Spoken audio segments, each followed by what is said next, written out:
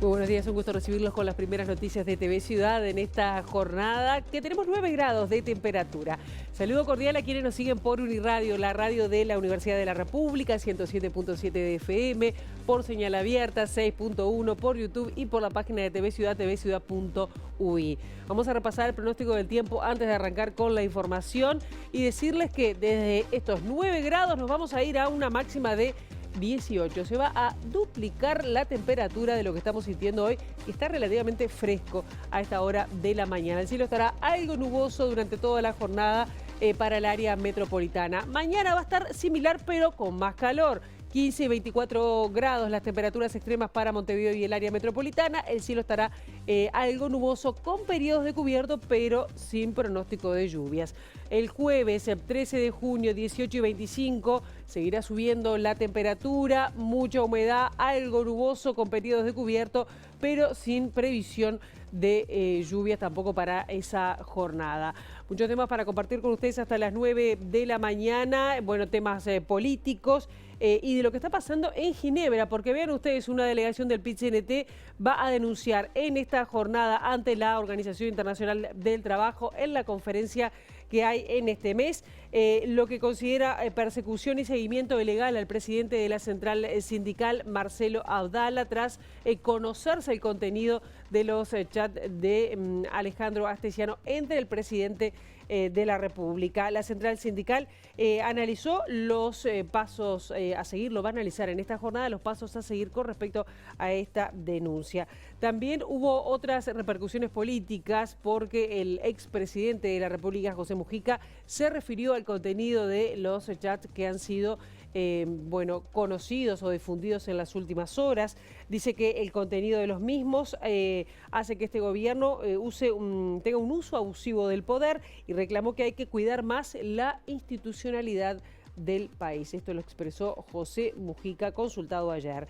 Los cuidados de la infancia, ¿por qué? Porque los sistemas de protección de 24 horas están en crisis, serán intervenidos por UNICEF, una intervención que durará 90 días a pedido del Instituto del Niño y del Adolescente del Uruguay. Cuidados en la infancia, entonces. Vínculos con Marcet, una investigación periodística difundida en Colombia, indica que la organización liderada por el narcotraficante uruguayo Sebastián Marcet tuvo que ver con el asesinato del fiscal paraguayo que se encontraba de vacaciones en Colombia, Marcelo Pecci. Bueno, vamos a profundizar un poco más sobre lo que se difundió de este caso y sus vínculos con Marcet. De Naciones Unidas, el Consejo de Seguridad aprobó la resolución presentada por Estados Unidos de una tregua con un plan de 3 fases para poner fin a la guerra en Gaza. También vamos a estar hablando del caso Astesiano, pero un poquito más en profundidad, porque vamos a recibir 8:30 de la mañana a Lucas Silva, quien, está trabajando desde hace varios meses, prácticamente 2 años, en este caso de Astesiano. Bueno, la trama de corrupción allí en Torre Ejecutiva, así se llama el libro, una trama de espionaje y corrupción. Vamos a estar hablando y profundizando sobre las 8:30 de la mañana con el periodista Lucas Silva. Ahora, ¿qué les parece si abrimos la ventana hacia las calles de Montevideo para con datos del Centro de Gestión de Movilidad, ver por dónde circular, por dónde no? @IMTránsito, @MBTransporte para seguir en tiempo real en las redes sociales los cambios en la circulación. Poco sol se ve en la Rambla a esta hora, básicamente con neblina parece, pero les decimos que Selmar Michelini, esquina 18 de julio, San José y Paraguay, y Héctor Gutiérrez Ruiz y Soriano, toda esa zona va a estar cortada hasta las 7 de la tarde por una filmación que se va a dar en ese lugar. Cipriano Miró entre Ceuta y Túnez, el corte será hasta las 12 del mediodía por tareas de carga y descarga. Arenal Grande entre Bransen y Rivera, el corte será hasta las 7 por trabajos de hormigonado. Y Cerro Largo entre Hermano Damasceno y Piedra Alta será hasta las 6 de la tarde el corte por trabajos de UTE.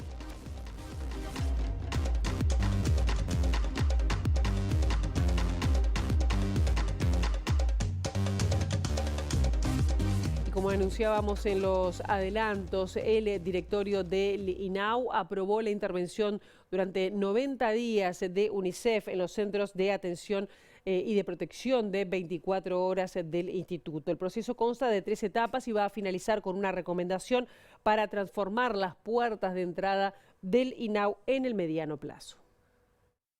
La intervención de UNICEF será en 3 etapas y se dirigirá en esta primera experiencia a las puertas de entrada de adolescentes, varones y mujeres de Montevideo. Desde la Organización de las Naciones Unidas se proponen identificar nudos críticos y definir una serie de medidas para aplicar en el corto plazo. Hay una crisis instalada en el sistema de protección con situaciones de vulneración de derechos mantenidas y no se aprobó en todos estos años, lamentablemente, no se aprobaron modelos de atención que restituyan derechos. Entonces, la idea de la implementación con UNICEF es una implementación en 3 etapas que lo que va a estar haciendo al principio es como un diagnóstico de situación. Los primeros 30 días va a trabajar una dupla técnica directamente en el terreno. Esta dupla va a estar yendo a estos centros 10 horas semanales aproximadamente. Esta dupla va a trabajar con un equipo asesor de expertos de UNICEF. La población de estos centros son poblaciones muy numerosas, ¿tá? Y no hay recursos humanos suficientes ni modelos de atención que restituyan derechos al día de hoy. Esta primera etapa luego va a generar unas estrategias de abordaje que van a seguir trabajando en los siguientes 45 días y luego se va a presentar toda esta información, se va a hacer una propuesta concreta a INAU donde va a establecer, esperemos que por ahí venga la propuesta que sea muy concreta y que diga esto es lo que hay que hacer para restituir derechos en nuestro país. Vamos a otros temas políticos porque el Secretariado Ejecutivo del Frente Amplio descartó llevar adelante un juicio político tras los mensajes de entre Astesiano, jefe de la custodia presidencial, y el presidente Luis Lacalle Pou, porque considera que por el momento no hay delitos graves. El juicio político requiere la configuración de un delito grave. Y hasta ahora nosotros no hemos encontrado un delito grave, hemos encontrado un conjunto de irregularidades que dañan la institucionalidad de la República. Y la mejor manera de cambiar esta forma de actuar en política es cambiar el gobierno, que finalmente ha hecho un gobierno para unos pocos, que ha generado muchas dificultades y sobre todo que ha tenido falta de transparencia, una enorme falta de transparencia y en algunos casos mucha turbiedad. En este caso mucha turbiedad. ¿Cómo es que no se puede aclarar qué pasó si el chat lo tiene el presidente? Claro que se puede aclarar qué pasó. Es simplemente yendo a la fecha y fijándose qué contenido tenía esa conversación. Si se estaba fuera de contexto, mostrará que estaba fuera de contexto. Y si estaba dentro de contexto, que me perdone, pero se equivocó fue el presidente. Nosotros creemos que hay cosas que tiene que explicar el presidente, pero no al Frente Amplio, a la sociedad uruguaya. A quien le tiene que explicar es a los uruguayos y uruguayas por qué se siguió un dirigente sindical, por qué se siguieron a 2 senadores, por qué dijo que era humo sobre el seguimiento de los 2 senadores y cuando se conoció que no era humo, no pidió disculpas o no reivindicó que en el Uruguay no se puede espiar. ¿Volvieron los espionajes al Uruguay? ¿El presidente tiene información de esto? ¿Tenía información de esto? Él es el que puede dar la explicación. Se resolvió convocar a Martinelli al Parlamento, estaba el tema Iturralde en su momento, el crecimiento de homicidios, ¿se le puede sumar esta causa también? Lo seguimos procesando, por ahora no, pero lo seguimos procesando. Hubo una conferencia en el Parlamento donde se anunciaba que se le iba a convocar. Sí, por eso, lo seguimos procesando, queremos ver cuál es el mejor momento, también queremos seguir analizándolo con la calma que lo venimos haciendo, tomándonos el tiempo suficiente porque, insisto, también estamos cuidando una forma de convivir, una forma de vivir, un modo de vida. ¿Las elecciones marcan ese tiempo? No, la vida. Y el expresidente José Mujica también se refirió a la difusión de los chats entre Astesiano y Lacalle Pou. Dijo que demuestra que el gobierno ha hecho un uso abusivo del poder y también llamó a cuidar la institucionalidad de este país. Yo sé que el presidente tiene derecho a estar informado y todo lo demás, pero hay una sucesión de hechos que a uno le queda la sensación del uso abusivo del poder para perseguir gente. Porque no es el único caso, hay otros casos. El Uruguay es un país muy chico y habrá cosas que no se dicen públicamente, pero se dicen por abajo. Uno sabe que han perseguido gente en la prensa. Han influido en algunas empresas para que tomen decisiones de que se vaya fulano de tal. No tiene vuelta, es así. Y esas son cosas que en Uruguay no se hacían. Pero en Uruguay no hay tradición de andar persiguiendo gente por afinidades políticas o contrariedades políticas. Y esos son desbordes de poder. Debe haber frenado en seco. Consultado acerca de que el secretariado ejecutivo del Frente Amplio no definió acciones parlamentarias o judiciales vinculadas a este caso, Mujica opinó. Tenemos que cuidar al país institucionalmente. Pues sería bueno que no la chambonearan tanto. Y que cuando meten errores se hagan cargo.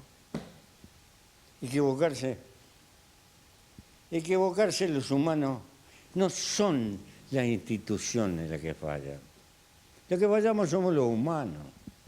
Y bueno, cuando metemos la pata está. Por su parte, la precandidata por el Frente Amplio, Carolina Cose, dijo que el presidente de la República se ha dedicado a tapar agujeros de casos de corrupción que ellos mismos generan y dijo que lamenta que se haya utilizado la gran capacidad de comunicación del presidente para desviar del rumbo del país. Este gobierno no ha tenido rumbo y el presidente se ha pasado tapando agujeros de los escándalos que ellos mismos se generan en el gobierno o por casos de corrupción o por renuncias o quién sabe por qué. Verdaderamente yo lamento que se haya usado la gran capacidad de comunicación del presidente para distraerlo de lo más importante que es el rumbo que tiene que tener el país. Pero eso, más de lo que yo opine, es lo que todas y todos los uruguayos sienten en el día a día.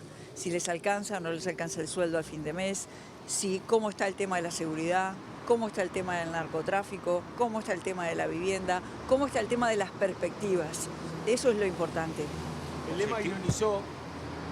Martín Lema ironizó de alguna forma con sus declaraciones en el discurso en Salto, diciendo que sí, que ellos en realidad destruyeron el despilfarro, entre otras cosas, de los gobiernos frente amplistas. ¿Qué respuesta tiene? Nada, ninguna respuesta. Acá lo importante es lo que vivimos todas y todos los uruguayos en Montevideo y en el interior, en todas las partes del interior, que estamos viendo una y otra vez aparecer fenómenos de gente en situación de calle. En Montevideo hay por lo menos, no sé, debe haber 3.000, cifras oficiales al 2023, 2.800 personas de situación de calle. Y de gira por Minas, el precandidato por el Partido Nacional Álvaro Delgado elogió las cuentas públicas del país y criticó al Frente Amplio por, según dijo, despilfarrar la economía de los uruguayos. He visto a algunos analistas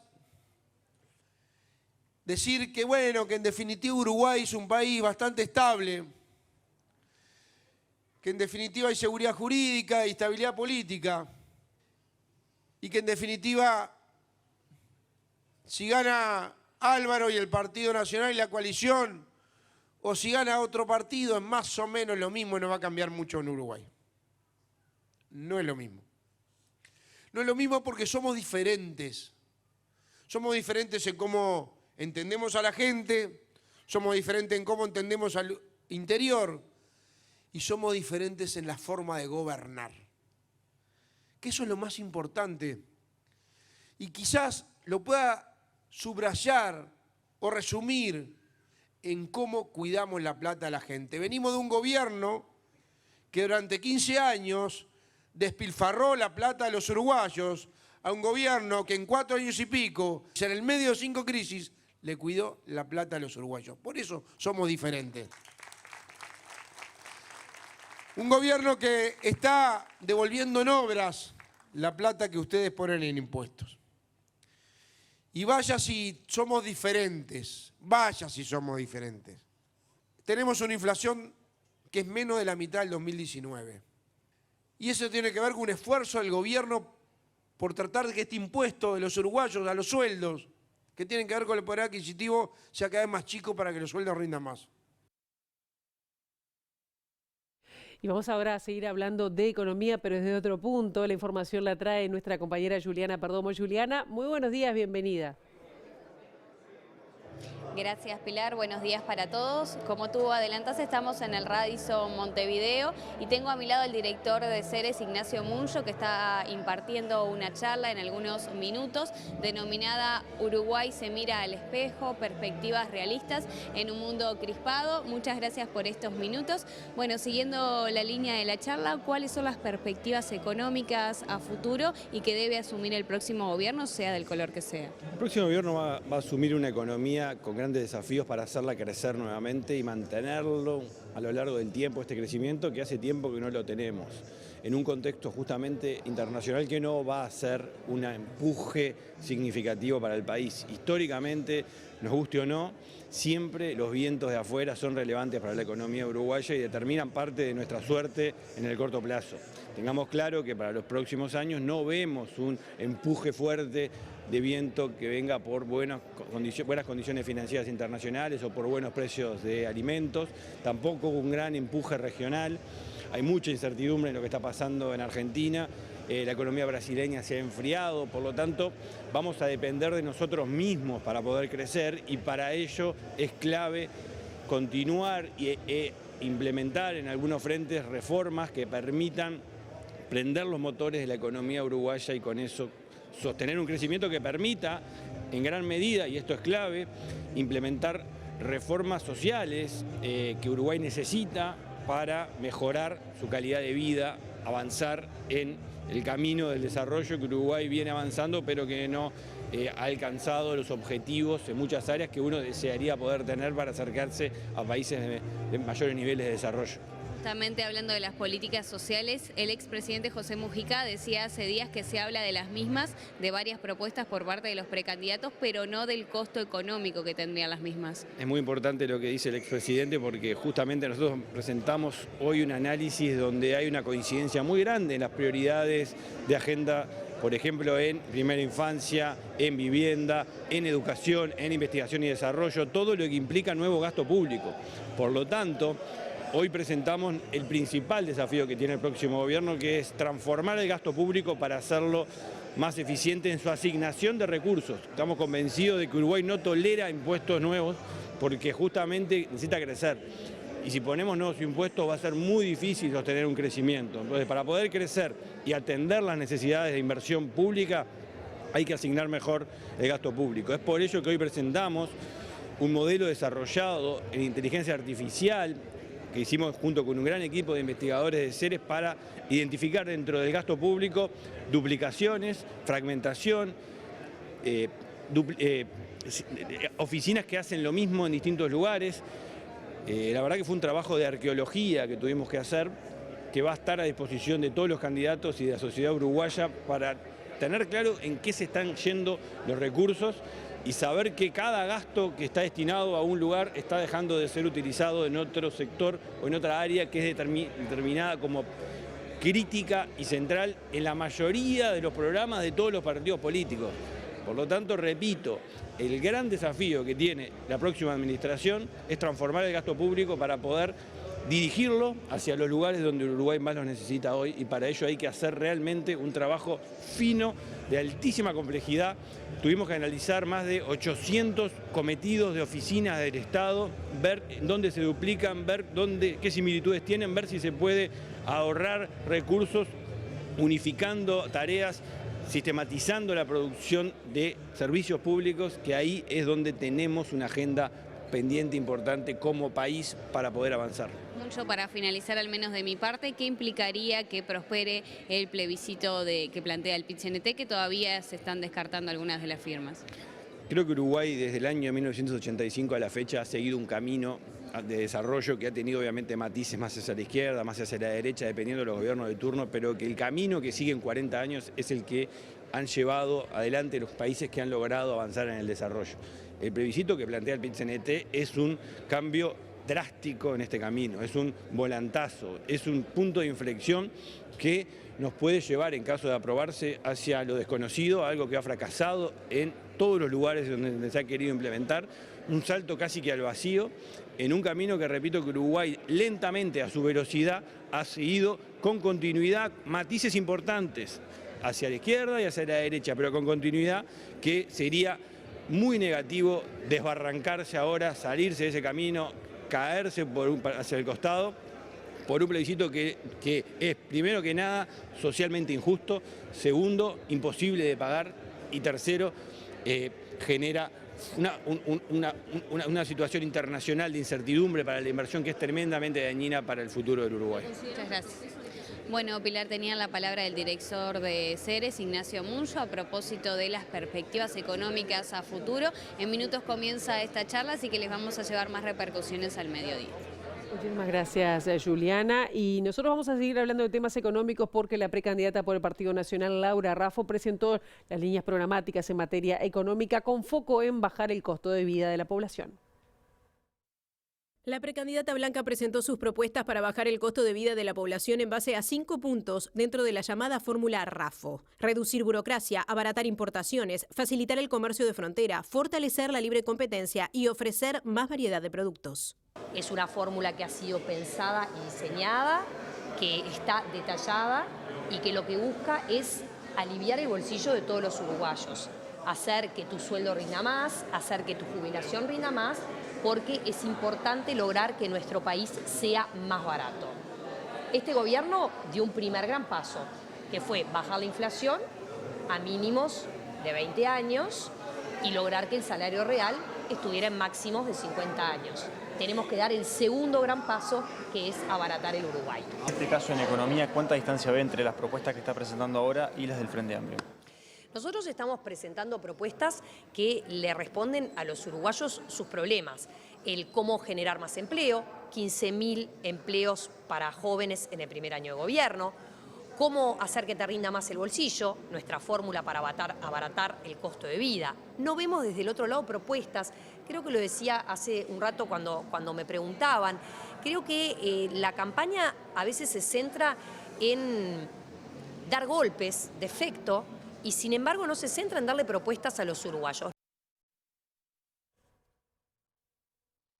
Vamos a cambiar de tema. El PIT-CNT en esta jornada va a denunciar lo que considera una investigación, un espionaje ilegal al presidente de la Central Obrera en la Conferencia Internacional del Trabajo que se está desarrollando en Ginebra. Mañana vamos a hacer la presentación de Uruguay y en esta presentación que tenemos 5 minutos para hablarle a los 186 países integrantes de la Organización Internacional del Trabajo, donde claramente vamos a poner en conocimiento de los países el hecho que sucedió y que hoy ahí en Uruguay y para nosotros PIT-CNT es gravísimo, que es el tema de la persecución al compañero presidente de nuestra central sindical, Marcelo Abdala. Eso también va a estar contenido en el discurso mañana, porque son actos que para nosotros, además de la gravedad que asisten, porque es tomar herramientas del Estado al servicio de intereses que no son, o por lo menos en democracia, no estábamos acostumbrados ni queremos estarlo. Parece que esta no es la forma y mucho menos en lo que parece ser que estuvo en conocimiento del presidente de la República. Por lo cual también va a estar este tema en el discurso presentado por Uruguay en el día de mañana. Y el otro discurso que va a estar en esta jornada por parte del PIT-CNT es el reclamo por la reglamentación de las licencias médicas que cambió y que se está aplicando a partir del mes de abril. Seguimos con otros temas. La exfiscal Gabriela Fossati desmintió la versión de Alejandro Astesiano, quien señaló que la hoy militante nacionalista pidió excluir de las pericias al celular del presidente Luis Lacalle Pou cuando estaba al frente de su causa. Según Fossati, la autorización para acceder a las conversaciones fue negada por el entonces director de Inteligencia Policial. Le pregunté de quién era el teléfono y el teléfono era de presidencia. Ahí se me abría un marco complicado de nulidad. Algunos fiscales después salen a decir por qué no llamé al juez a las 12 de la noche a pedirle una ampliación, pero eso demora un tiempito y capaz que perdía el teléfono. Lo que yo opté en el momento, me parece hoy, con el diario del lunes, que fue lo mejor, es pedirle al presidente que me autorizara. Lo que me dijo en ese momento el director de inteligencia, que le abrió una investigación, es que sí la autorizaba, o sea que ya tenía salvada la posible nulidad porque el aparato era de presidencia. Yo ya tenía la autorización para las conversaciones de Astesiano por un juez. Y lo que me manejaba que sí, que le ofrecía, pero no sus conversaciones. Entonces, pensé, bueno, entre no tener nada y tener todo lo que se conoce hoy, dije, bueno, acepté la condición. Al otro día lo hice público yo en una audiencia y ahí se comunican de presidencia y me dicen, nunca pusimos esa condición. Es más, el presidente, claro, en ese momento no imaginaba lo que se exponía, supongo, porque ofrece su teléfono. ¿Le ofrece? Sí, muy bien, pero como yo ya me había curtido de las filtraciones de Fiscalía, dije yo no voy a exponerme a que filtren todos los problemas de seguridad de Estado y seguridad nacional, porque estamos hablando del primer mandatario. Fossati siguió hablando de filtraciones y responsabilizó de las mismas al fiscal de corte, Juan Gómez, fiscal subrogante, que se encuentra de licencia médica. Si vuelve Juan Gómez, como anuncia que vuelve, yo creo que él fue el responsable.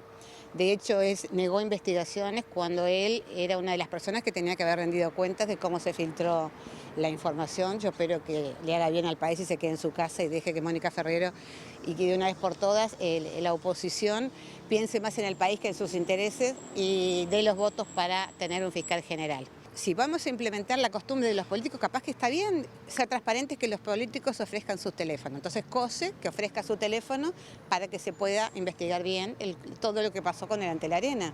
Que Mujica dé su teléfono para poder investigar bien qué pasó con el tema en vidrio, que Placeres vivía en su chacra. Que Orsi dé su teléfono para investigar todos los problemas que hay con las denuncias de la Intendencia de Canelones. Y vamos con otros temas y nos centramos en el Instituto Nacional de Rehabilitación, donde surge una denuncia contra Marcela Urán, sucesora del comisario Carlos Taroco, en el área de inteligencia del sistema carcelario, que habría eliminado información que comprometía a su antecesor en la causa de la investigación al ex senador Gustavo Penades. La denuncia se conoció este lunes de mañana en el informativo de Radio Sarandí, donde se consignó que oficiales del Instituto Nacional de Rehabilitación denunciaron en asuntos internos que una comisario borró de las computadoras de inteligencia penitenciaria los datos que comprometían al comisario Carlos Taroco en el caso Penades. Taroco ya se encuentra en prisión luego de comprobarse que había montado un esquema de investigación clandestino para identificar a las víctimas sexuales del ex senador Gustavo Penades. Los denunciantes aseguran que tras la formalización de Taroco, que oficiaba como jefe de inteligencia carcelaria, hubo cambios en varias unidades. Por ejemplo, fue nombrada en cárcel de mujeres una comisario que como primera medida cambió las cerraduras de la oficina de inteligencia emplazada en ese lugar, borrando la información de computadoras y celulares. La denuncia sostiene que después de varias semanas dedicada a esta tarea, y para no levantar sospechas, pidió que delitos complejos o delitos económicos revisaran la oficina para supuestamente recuperar todo lo relevante para la investigación sobre Penades. En este sentido, sostiene que para cometer este presunto delito, la comisario pidió ascender por selección directa este año a comisario mayor, vía por la que ya había ascendido a comisario en 2021, estando muy atrás en la lista de ascensos de los subcomisarios a nivel país. El fiscal Raúl Iglesias fue citado a declarar y será investigado internamente por acceder de forma indebida a un expediente vinculado a una denuncia de abuso sexual contra el hijo de la fiscal Alicia Guione. Iglesias se defendió denunciando que hackearon su cuenta. La investigación interna fue dispuesta por la fiscal de corte, Mónica Ferrero, ya que algunas indagatorias al sistema del Ministerio Público detectaron que hubo un ingreso indebido a un expediente desde la cuenta del fiscal Iglesias. La búsqueda fue realizada el 8 de mayo pasado y es sobre un expediente relacionado a una denuncia de abuso sexual contra el hijo de la fiscal Alicia Guione. Esa información fue dada a conocer en el programa Santo y Seña de Canal 4 el pasado 2 de junio, donde aparece una captura de pantalla de esa búsqueda en el sistema de información del proceso penal acusatorio de Uruguay de la Fiscalía. Iglesias, por su parte, le dijo a la directora de Jurídica de Fiscalía, Lucía Salvia, que no fue él quien hizo esa búsqueda y denunció que su cuenta fue hackeada. Por este motivo, Iglesias presentó una denuncia y esto está siendo investigado por cibercrimen. Un día después de ser citado a declarar por investigación interna, Iglesias aseguró que quiso cambiar su contraseña ante sospechas, pero no pudo hacerlo. Iglesias estuvo separado de su cargo tras un sumario que se le realizó por archivar 299 causas en una semana y una denuncia por violar reserva e incumplir obligaciones. Representantes de la Asociación de Víctimas de la Delincuencia, María Luisa Martínez, tuvo una reunión con el decanato de la Facultad de Derecho ante la preocupación que generó en la organización los cambios respecto al consultorio jurídico de la universidad. El consultorio atiende martes y jueves aquí en AFAVIDE y tiene 3 consultantes por vez. Sí puede llegar a afectar porque los casos se irían aplazando más, ¿no? Demorarían más en atenderse. Sí, por supuesto que afectaría, lógico. Una de las modificaciones que podría proponer el grupo de expertos que asesorará al Consejo sobre el trabajo del consultorio es prescindir del trabajo con voluntarios. Aquí todos trabajan de forma voluntaria y el consultorio tiene voluntarios. Si no tuviera voluntarios, el consultorio no podría funcionar tampoco, porque hay que cubrir audiencias y un montón de cosas. Lo sabemos nosotros porque lo estamos viviendo todos los días, ¿no? Y la víctima no podría tener realmente la atención que se merece tener. Desde ASFAVIDE tuvieron una conversación con el decano de la Facultad de Derecho para expresarle su preocupación. Por un lado me dio la tranquilidad de que sí que el consultorio no iba a estar afectado en ningún momento, que las víctimas se iban a seguir atendiendo como hasta ahora.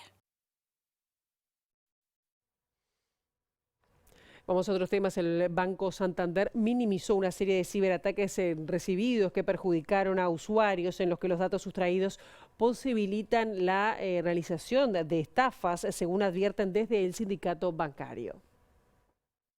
Lo que no se puede es minimizar estos efectos, ¿sí? Los bancos manejan un montón de información personal y aunque los bancos digan, bueno, no pueden acceder a tu cuenta, en el caso del Banco Santander, están a la venta bases de datos que incluyen nombres, teléfonos, dirección, mail, números de cuentas, números de tarjetas de crédito, saldos de las cuentas, con lo cual saben exactamente cuánto dinero podía tener determinada persona en determinado momento. Y lo más peligroso es que el Banco Santander ni siquiera le informa personalmente a los clientes qué datos cayeron en manos de delincuentes.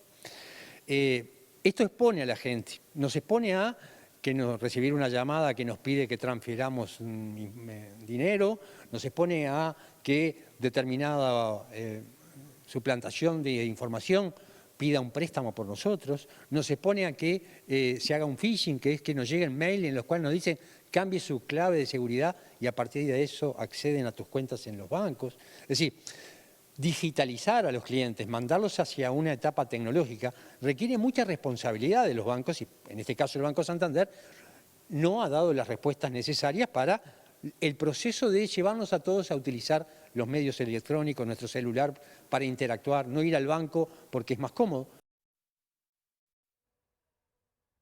El Servicio de Regulación de Alimentos de la Intendencia de Montevideo recibió 418 denuncias en los primeros 6 meses del año. Este dato se conoció en el marco del Día Mundial de la Inocuidad de Alimentos. Las denuncias pueden ir desde eventos menores hasta crisis internacionales importantes, ya sea un corte de energía en casa, una intoxicación alimentaria en un restaurante local, un retiro voluntario de productos contaminados por parte de un fabricante, un brote originado en productos importados o un desastre natural. La inocuidad es que los alimentos no nos causen daño a la salud de los consumidores. En ese sentido, desde el Servicio de Regulación Alimentaria, desde la División Salud y la Intendencia de Montevideo, se vienen desarrollando diferentes acciones para justamente fortalecer los sistemas de control y de vigilancia que tiene el servicio, tanto en capacidades técnicas, tanto en la nueva instalación del Laboratorio de Bromatología para el control de los alimentos, en la UAM, tanto en la comunicación abierta a la ciudadanía, la educación al consumidor de alimentos y al manipulador de alimentos. El lema de este día es preparémonos para lo imprevisto. Y lo imprevisto en la cadena alimentaria está y existe y lo que queremos es justamente prevenirlo y minimizarlo. Eso es lo que hacemos desde el Servicio de Regulación Alimentaria y los controles que realizamos. Además del análisis de alimentos, la debilitación en manipulación, el Servicio de Regulación Alimentaria recibe denuncias de consumidores en los teléfonos 1950-2131 y 1950-1966. Tenemos un equipo inspectivo que realiza las inspecciones a los locales, tenemos un laboratorio de análisis de alimentos que controla los alimentos que se comercializan en el Montevideo. Hemos encontrado desvíos, pero justamente lo que queremos fortalecer es las vías de comunicación que tenemos con la ciudadanía para que estén enteradas de esos desvíos, porque es normal y común que haya desvíos, ¿sí?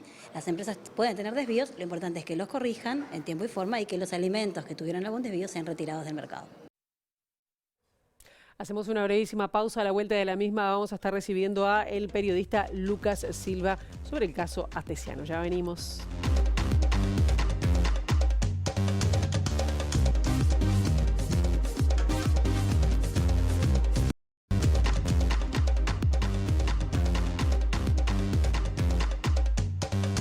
En este segundo bloque de MB Noticias vamos a profundizar sobre el caso Astesiano, sobre todo con uno de los protagonistas que ha escrito y ha investigado muchísimo con un libro, una presentación de un libro recién salido, que es Lucas Silva, periodista, investigador, docente. ¿Cómo andas, Lucas? Muy Un bien. Placer tenerte con nosotros. Muchas gracias y mañana. encantado de estar acá reencontrándome con compañeros. Está bien. El caso Astesiano, una trama de espionaje y corrupción en la Torre Ejecutiva. Así se llama este libro que ya vamos a mostrar. Pero vos dijiste que estuviste, 18 meses trabajando, analizando el 50% del material, no llegaste al 100%. ¿Por qué elegiste ese 50%? ¿Por qué elegiste esa primera mitad? Porque fue al que llegué, digamos. El otro lo desconozco, lo tengo ahí, lo tengo que seguir trabajando. Me refería en ese caso al 50% del celular, del material que sale del celular que le incautaron a Alejandro Astesiano el 25 de septiembre cuando llegó a la residencia de Suárez. Ese material sí son miles y miles de hojas de un PDF gigante con muchos audios que lleva así su tiempo de proceso, de identificar con quién está hablando muchas veces, porque a veces son números desconocidos, o sea, ese trabajo sí el 50%, pero el libro recoge básicamente lo que está ahí, lo intenta poner en orden, pero además yo trabajé en base a todas las cantidades, las audiencias que se fueron dando en Fiscalía, en base también a lo que fue generando como efecto político el caso. O sea, el libro básicamente utiliza esas tres fuentes, ¿no? El celular Astesiano, la investigación en Fiscalía, las declaraciones en Fiscalía, que a veces también eran de muchas horas, y lo que fue generando el caso a nivel...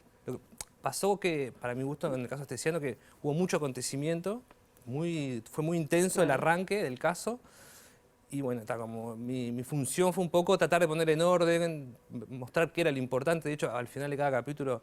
Hay como un recuento, claro, sí. Decir, bueno, mirá, ¿De entre todo esto, lo que desde mi punto de vista son los temas importantes, ¿no? Como que yo dejé un poco mi opinión en general, es un libro que trato de presentar hechos, conectarlos, ponerlos en contexto, pero no opino nada. De hecho, hubo una edición especial y una mirada especial que yo solicité, pero bueno, a veces con lo narrativo tenés como ese riesgo de... ¿Y por qué no opinaste cuando tenés elementos como para ir un poquito más allá en una mirada sobre algunos hechos que parecen muy complejos, por no decir graves? Porque desconfío de mi opinión un poco también. A veces como que, digo, ¿a quién le importa un poco, no? Yo me dedico a un oficio que es justamente esto, poner en contexto, priorizar, conseguir la información, y ya eso es un montón. O sea, lo que yo vaya viendo lo dejo para otros ámbitos que no son profesionales, digamos, lo puedo comentar, tengo mirada, pero ya lo otro es bastante. Y creo que lo que le puedo ofrecer al lector justamente es esto, son cosas más fácticas que puedo mostrar, que puedo probar y que puedo, en todo caso, destacar, que es lo importante, que ya es una especie de mirada.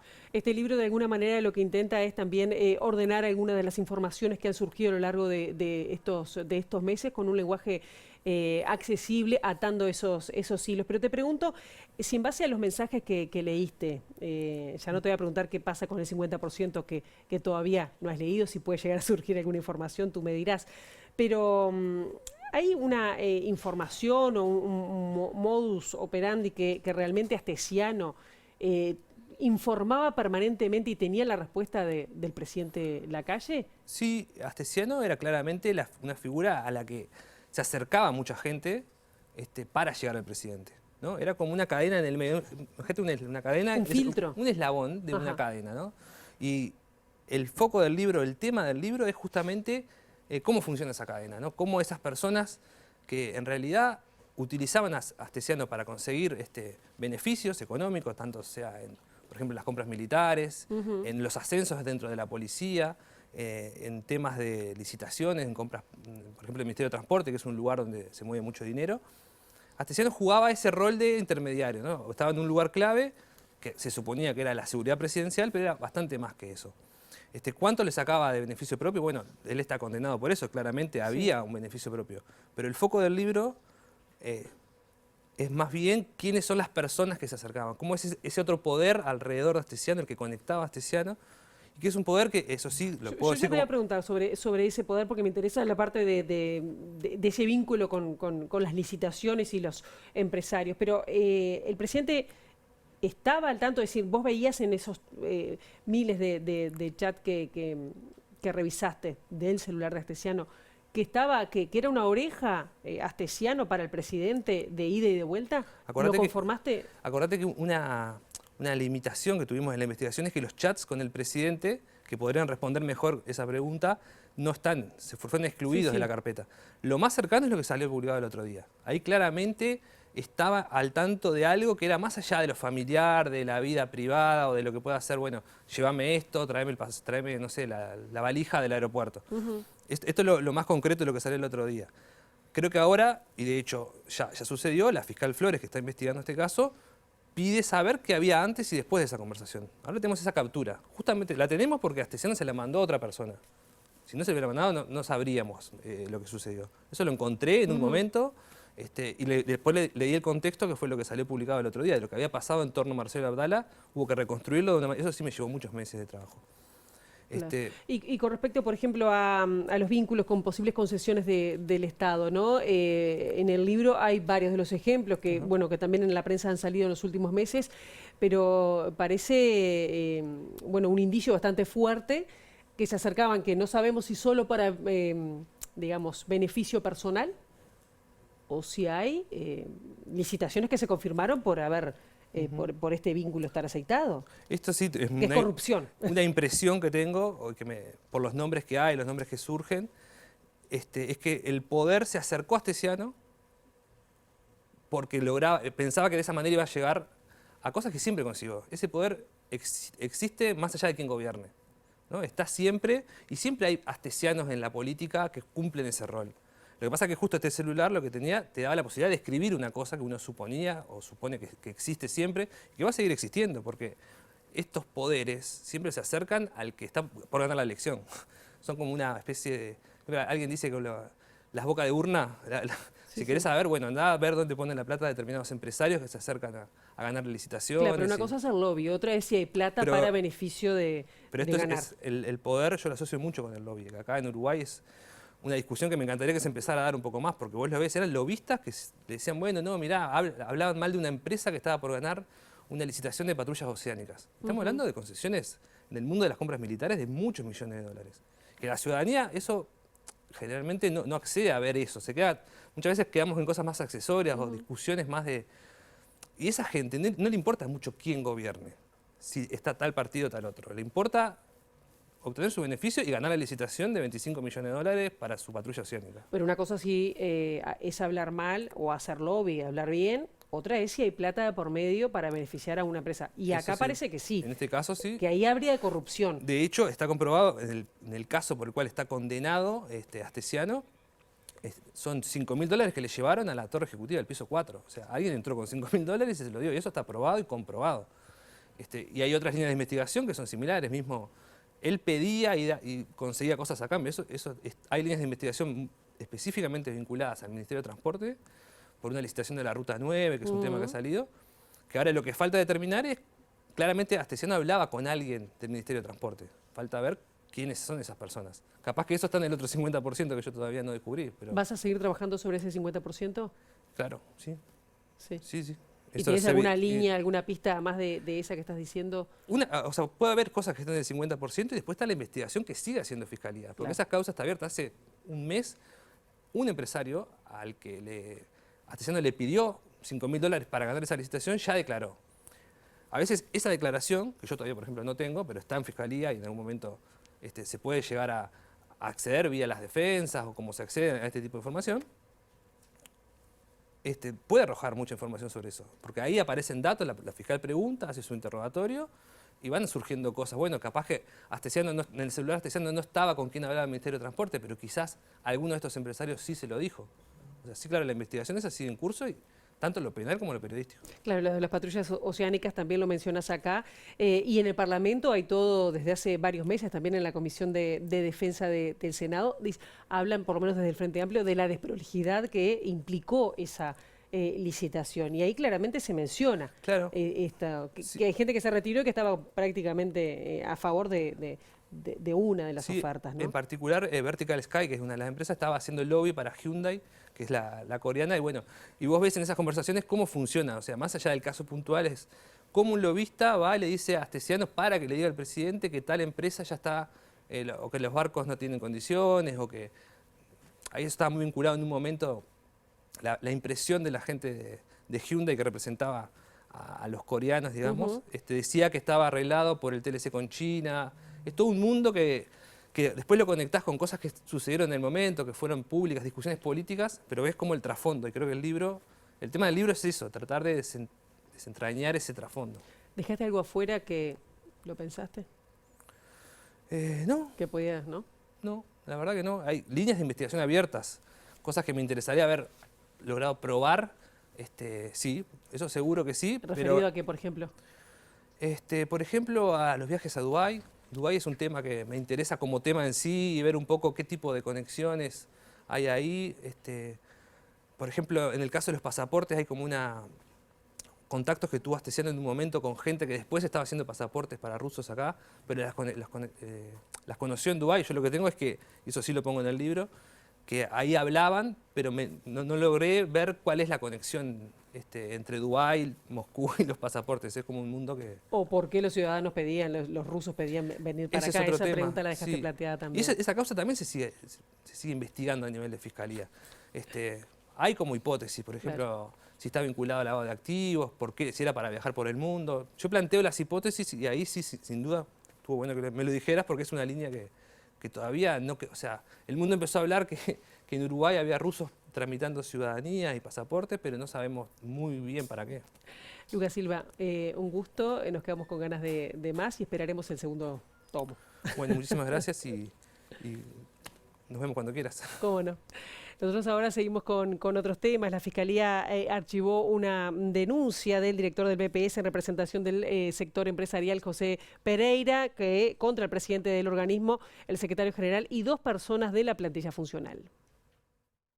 Pereira presentó la denuncia por considerar que hubo irregularidades en la revocación y una adjudicación de vivienda para 3 personas en un complejo habitacional para población pasiva ubicado en Maldonado. En cambio, además de celebrar el fallo judicial, Cabrera respaldó lo actuado. Además de la dimensión personal de los denunciados, una dimensión institucional. Denuncias como esta le hacen mucho mal al Banco de Previsión Social y le hacen mucho mal al sistema institucional del país.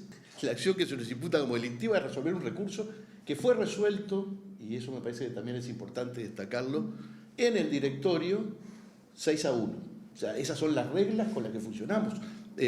Lo que pasa es que, en cierta forma, acá lo que hubo fue un juego de, si no se vota lo que yo pretendo, denuncio.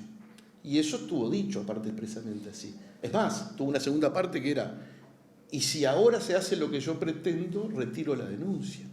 Lo cual lo lleva a un lugar donde la denuncia juega como un chantaje institucional a la actuación del órgano. El presidente del BPS dio la conferencia acompañado de la mayoría del directorio y del secretario general Javier Sanguinetti, uno de los denunciados. Dijo que individualmente no presentará acciones legales contra Pereira, el denunciante.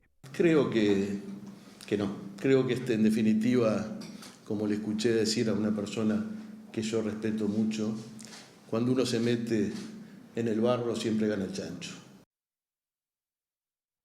El expresidente de la República, José Mujica, dijo que para conservar la poca soberanía que queda debemos trabajar de forma conjunta en el continente.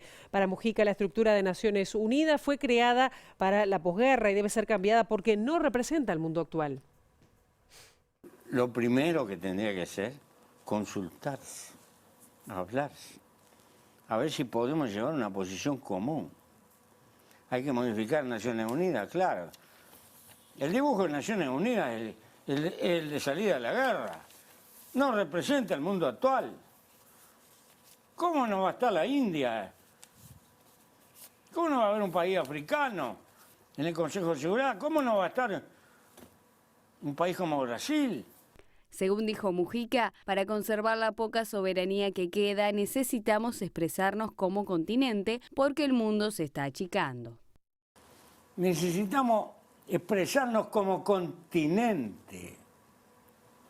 ¿Por qué? Porque el mundo se está achicando. Porque hay colosos. Porque ¿cómo negociar con China? ¿Cómo negociar con Estados Unidos? ¿De qué? Bueno, entonces, pero hay que empezar a crear una cultura también. Se fueron 2 siglos afirmando nuestros países, está bien, nuestras nacionalidades. Pero la independencia política de toda nuestra región se dio en el mismo momento que se organizaba el mercado mundial empujado por la explosión de la era industrial en el Canal de la Mancha. Y de entrada, cada puerto construyó un país. Y era más importante la relación con Europa que entre nosotros. Y quiere decir que en el fondo nuestra independencia política la pagamos con dependencia económica, hasta hoy. Nos vamos rápidamente a Ginebra porque está hablando en estos momentos, acaba de hablar la delegación del PIT-CNT con los reclamos que tenía previsto presentar sobre el espionaje de Marcelo Abdala y sobre los nuevos certificados de licencia por enfermedad. Escuchamos a la secretaria general del PIT-CNT, Elvia Pereira. Como ejemplo de lo que venimos señalando hoy, el gobierno de nuestro país lleva adelante acciones que atentan contra la libertad sindical en un sentido amplio, sancionando a militantes sindicales de la educación pública por ejercer su derecho a la libertad de expresión, modificando unilateralmente el régimen de certificaciones médicas, generando la rebaja de salarios de amplios sectores de trabajadores del Estado en abierta violación al Convenio Internacional de Trabajo 151, reprimiendo violentamente manifestaciones pacíficas y realizando actos de espionaje contra el presidente de nuestra central sindical. Las sociedades deben tomar medidas urgentes que aseguren... Hasta allí entonces parte de lo que estaba hablando Elvia Pereira. Lo vamos a profundizar en las siguientes ediciones de MB Noticias a las 13, a las 18:55. Las disculpas del caso por entregar un poquito más tarde a nuestros compañeros de Ciudad Viva, que ustedes ahora van a poder compartir y tener en pantalla. Nosotros volvemos mañana bien tempranito a las 8 en punto con las primeras noticias de TV Ciudad. Pasen ustedes muy bien, buena jornada.